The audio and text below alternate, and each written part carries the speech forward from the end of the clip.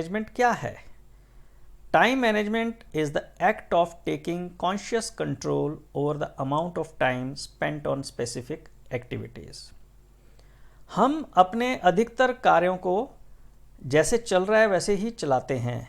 ज़्यादा सोचे समझे बिना जो भी हमारे पास कार्य आ गया हम उसके ऊपर लग जाते हैं और उसको पूरा करने की कोशिश करते हैं।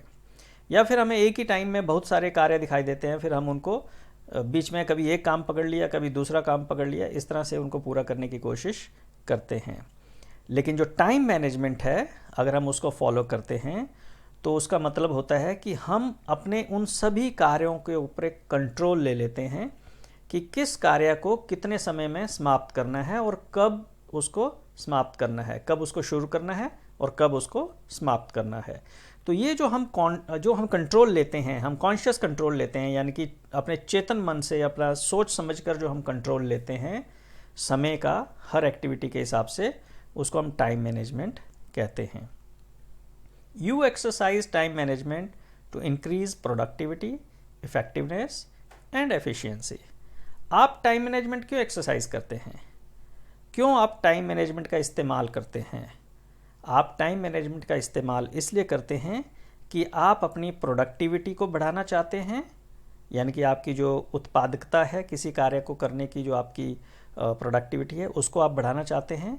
आप अपने कार्य की इफ़ेक्टिवनेस को बढ़ाना चाहते हैं।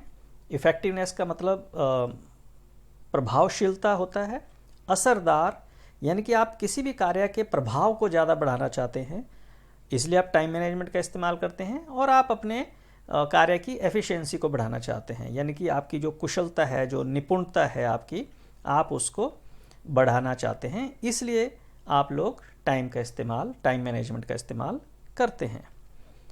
You practice skills and use tools and techniques to aid you while accomplishing tasks, projects और are working toward goals and deadlines.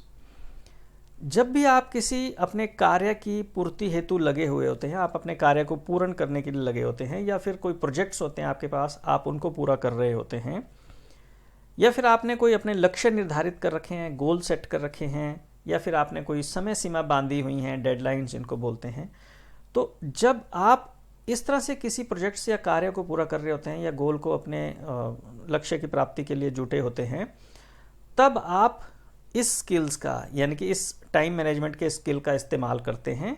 और इसका इस्तेमाल करने के लिए आप मदद लेते हैं कुछ टूल्स और टेक्निक्स की, यानी कि कुछ साधन होते हैं और कुछ तकनीक होती हैं टाइम मैनेजमेंट की, उनका आप इस्तेमाल करते हैं।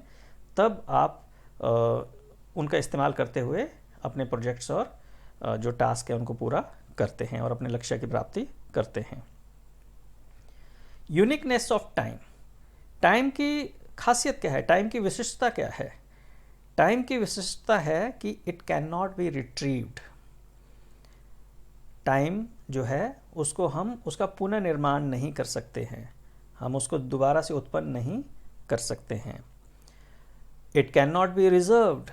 जो टाइम है उसको हम रिजर्व करके भी नहीं रख सकते हैं, यानी कि अगर हम सोचें कि आज मैं ये काम नहीं कर पाया तो मैं इस काम, जो आज मेरा टाइम है इसको मैं सेव कर लेता हूँ और फिर इसको, इसी टाइम को मैं कल इस्तेमाल करूँगा, तो हम ऐसा भी नहीं कर सकते हैं।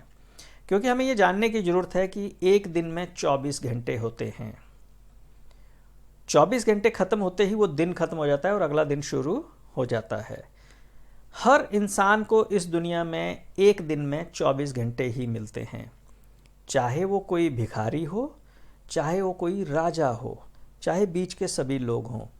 हर इंसान को इस दुनिया में केवल और केवल 24 घंटे ही एक दिन में मिलते हैं।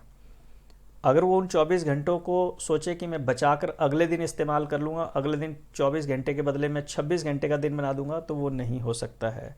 टाइम को ऐसे रिजर्व नहीं किया जा सकता है।